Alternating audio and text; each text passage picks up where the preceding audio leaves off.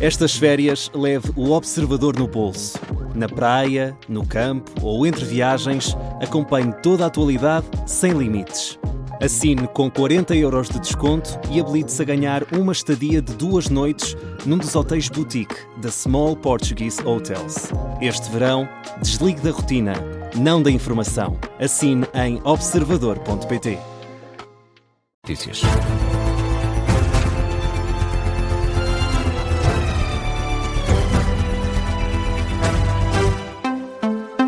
Jornal das 8 com a Carla Jorge de Carvalho. Carla, começamos aqui com os casos que estão a afetar o governo. O líder parlamentar do PSD afasta uma remodelação. O que Soares fala em pequenos casos e acredita que o Executivo vai manter a sua composição. O líder parlamentar do PSD acredita que Fernando Alexandre e Luís Neves têm condições para continuar no governo e acredita que em setembro vão continuar a ser ministros. Em entrevista à CNN de Portugal, o que Soares defende que se isso acontecer é bom para a estabilidade política. Eu julgo que, quando chegamos a setembro, teremos provavelmente o mesmo elenco governativo e eu assim espero. Espero por um conjunto de razões que creio que são importantes não para o Governo ou para o PSD, mas sobretudo para o país. A primeira das quais é que a estabilidade governativa, também no que diz respeito ao exercício da função de membro do Governo, de ministro no caso, é essencial para que as políticas possam prosseguir e algumas delas possam até ter continuidade no terreno e para poderem ser implementadas. E, por outro lado, porque é também sinal de que os pequenos casos que atingiram designadamente 2 ministros, o Ministro da Educação e o Ministro da Administração Interna, estão ultrapassados. E julgo que isso significa estabilidade política e significa sucesso nas políticas. Hugo Soares saúda ainda a posição do PS quanto ao caso que envolve o Ministro da Administração Interna. Os socialistas querem aguardar pelos esclarecimentos e destacam o princípio da presunção da inocência.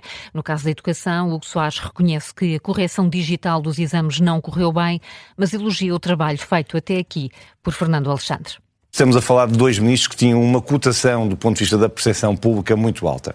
O ministro Fernando Alexandre tem sido um extraordinário ministro da Educação, do Ensino Superior e da Ciência, com resultados já evidentes naquilo que são as suas políticas e num conjunto de transformações muito assinaláveis, como de resto é esta também que conduziu a este caso nos exames nacionais, que manifestamente não correu bem, não há como dizê-lo de outra forma, e o Ministro da Administração Interna tem também no terreno uma reputação muito alta e tem eficácia e nos resultados isso poder-se haver já, espero eu, na condução também daquilo que normalmente acontece no nosso período de verão.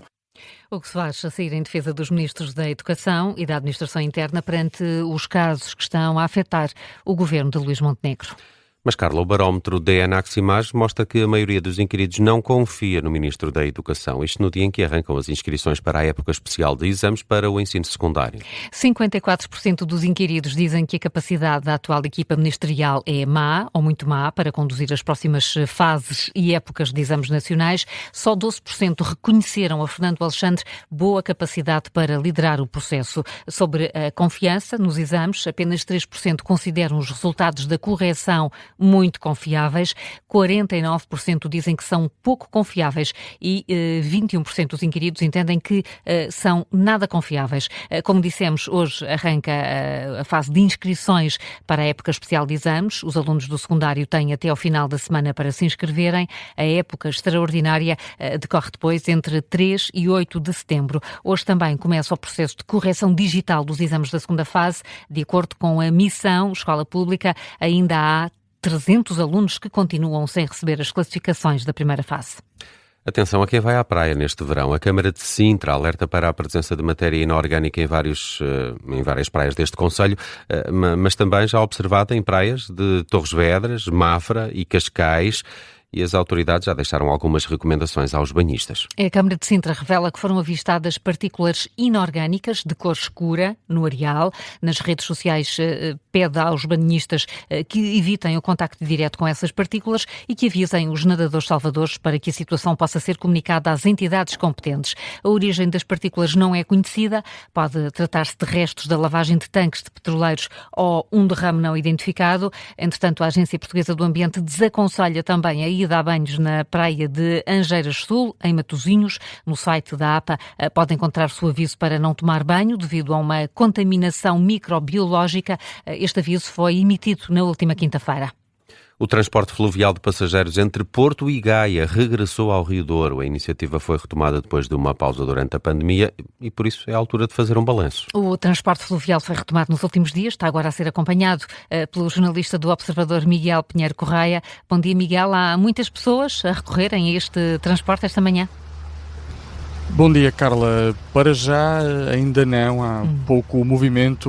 Nós estamos neste momento precisamente no Rio Douro, na embarcação São João, uma pequena embarcação com apenas um motor, e há desde a semana passada, esta aqui é a primeira semana com este transporte a funcionar em pleno, arrancou na semana passada, na quarta-feira, e por isso tem sido habitual ver partir de meia em meia hora, ora do lado do Porto, ora do lado de Gaia, estas pequenas embarcações que têm passado no Rio Douro para transportar passageiros. É o regresso, como dizias, deste transporte de passageiros ao Rio Douro, um transporte que foi habitual durante muitos anos, interrompido na pandemia e depois de um teste nos últimos anos, voltou agora. E, como dizia, há pouca gente neste momento, tanto no lado do Porto como de Gaia, sobretudo turistas, que têm optado mais pelos barcos rabelos, as embarcações típicas também do Rio Douro, e por isso, para já, estas embarcações que começam o seu serviço às 7h30, que vão fazendo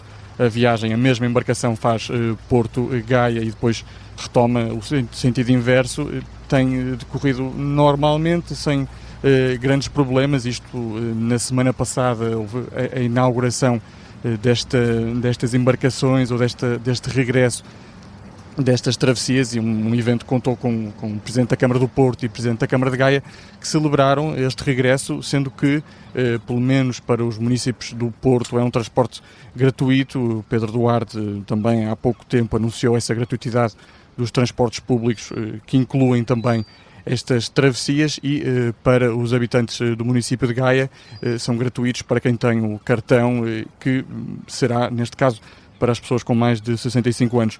Ora, como dizia, estas travessias acontecem a cada 30 minutos, começam às 7h30 de segunda a sexta-feira e às 9h30 no fim de semana. De domingo a quinta-feira o serviço termina às 8h, e sexta e sábado, que em perspectiva para o movimento maior de fim de semana, terminam mais tarde, terminam às 22 horas. Esta travessia que eu estou a fazer neste momento é entre a Ribeira do Porto e Gaia, mas há também outro ponto de travessia, na Aforada e o Cais do Ouro, um bocadinho mais distante do local onde me encontro, onde também aí talvez menos turistas, mas também alguns passageiros. Para já, esta embarcação que leva 12 pessoas mais 2 tripulantes está vazia, acabou de chegar mesmo agora à margem do Porto, uma viagem curtíssima de 8 minutos, que pode levar, como dizia, 12 passageiros, ainda bicicletas para quem desejar fazer essa travessia com bicicleta. O serviço retomou em pleno, e por isso a perspectiva é que agora que as pessoas passem a conhecer este regresso, e que por isso nos próximos tempos estas embarcações, tal como esta, a embarcação São João, comecem a encher de passageiros às primeiras horas da manhã, mas também durante o dia, também com esse reforço dos turistas. Ainda tudo muito calminho. Aproveita, Miguel Pinheiro Correia, para tirar fotos. Deve ser muito bonito esta passagem do Porto para Gaia. Este transporte fluvial de passageiros foi retomado na última quarta-feira. Esteve parado por causa da pandemia. Falamos agora dos incêndios que estão a afetar França e Espanha. As chamas obrigaram até agora à retirada de 330 mil pessoas de casa. É uma situação que pode agravar-se porque está a chegar uma nova onda de calor. As temperaturas sobem a partir de amanhã, sobretudo em França, mas a onda de calor vai também afetar algumas regiões de Espanha. Esperam-se, por isso, maiores dificuldades no combate aos fogos que estão a afetar estes dois países. Carlos Pedro, vamos à França primeiro. O presidente Emmanuel Macron volta esta manhã a reunir o governo para discutir os próximos passos, sendo que os especialistas alertam para o caráter imprevisível do incêndio em Bordeaux. Sim, estamos a falar de um incêndio que já consumiu mais de 42 mil hectares, provocou danos em mais de 200 habitações e já levou à retirada de mais de 200 mil pessoas em apenas 4 dias. É um incêndio descrito como uma tempestade de fogo e um fenómeno completamente imprevisível devido ao vento que está a alimentar as chamas. Os especialistas ouvidos pelo Le Monde consideram também que é um milagre que não tenha havido mortes, apesar das 240 habitações que sofreram danos. As chamas consumiram até agora 42 mil hectares de floresta. Há o registro de 84 bombeiros feridos, mas sem vítimas civis. É já um dos maiores incêndios alguma vez registados em França e as autoridades temem que a situação piore amanhã com a subida das temperaturas. Também por isso Emmanuel Macron discute o tema esta manhã numa reunião com o governo e dizer ainda que cerca de 3 mil portugueses residem na área afetada pelos incêndios no sudoeste de França. A estimativa é transmitida à agência Lusa por Valdemar Félix, antigo conselheiro da comunidade portuguesa na região. Há também bombeiros portugueses a ajudar no combate às chamas. E o mesmo acontece aqui ao lado em Espanha. Pedro Sánchez visita esta manhã a cidade de Castellón, em Valência, onde morreu uma pessoa. Durante a noite o incêndio evoluiu de forma positiva, mas lenta. Agora, Carlos Pedro, o vento está a dificultar o trabalho dos operacionais. Sobretudo no incêndio em Madrid. Ao El País, o delegado da Agência Estatal de Meteorologia diz que as condições atmosféricas são hoje piores do que ontem, mas não tão más como quando começou o incêndio. As temperaturas devem subir amanhã 3 graus, pelo que preocupa as autoridades espanholas. Para além de Madrid, Ávila e Toledo são outras regiões que também estão a ser afetadas pelos incêndios. Ao todo foram consumidos 77 mil hectares de terreno. Só em Ávila arderam 50 mil hectares. É o maior incêndio florestal da história recente de Espanha. 120 operacionais portugueses estão no terreno a ajudar no combate às chamas. Carlos Pedro, com a atualização dos incêndios em Espanha e em França. Por cá as temperaturas sobem a partir de hoje, por isso quase todos os distritos de Portugal continental vão estar sob aviso amarelo até amanhã. Faro é a única exceção. Entretanto, está dominado o incêndio que começou ontem à tarde em Sor, no distrito de Coimbra. O fogo entrou em fase de resolução pouco antes das 11 da noite. É a informação da Proteção Civil. Todos os distritos do norte e centro de Portugal continental e Faro estão hoje em risco máximo de incêndio. Daqui a pouco temos os momentos de glória. Antes disso, ainda um olhar para outras notícias que estão a marcar a atualidade a esta hora. Os preços do petróleo estão a cair mais de 5% nos mercados internacionais.